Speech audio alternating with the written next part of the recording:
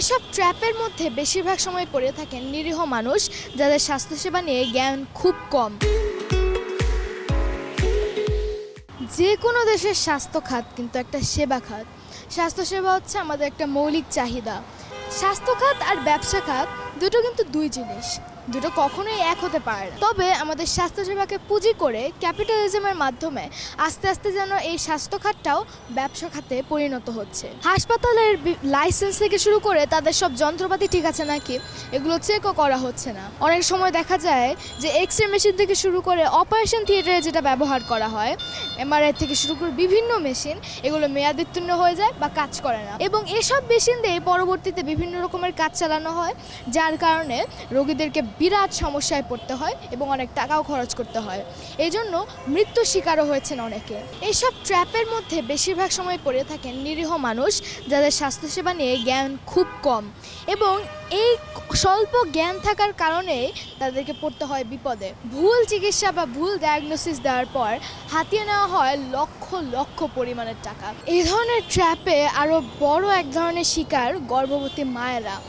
Untrained nurse বা চিকিৎসকের কাছে গিয়ে মা এবং শিশু মৃত্যুর ঘটনা পর্যন্ত ঘটেছে, যেটা আসলে খুবই ভয়াবহ।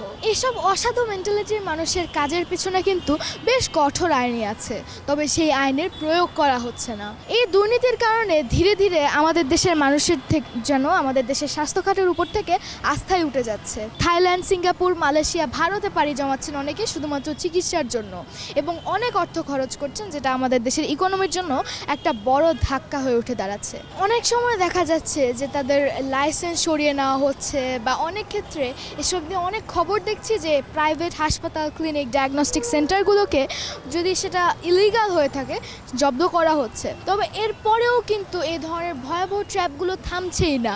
এর একটা মূল কারণ হচ্ছে আমাদের নৈতিক উন্নয়ন হচ্ছে না।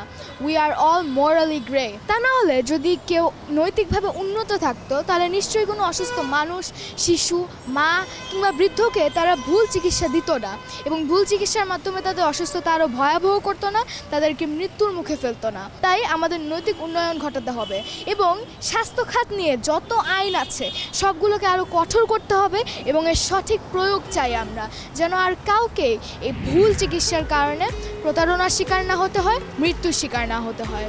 শুভ সাফায়েত সিজদা, একটু ভাবুন, RTV, ঢাকা।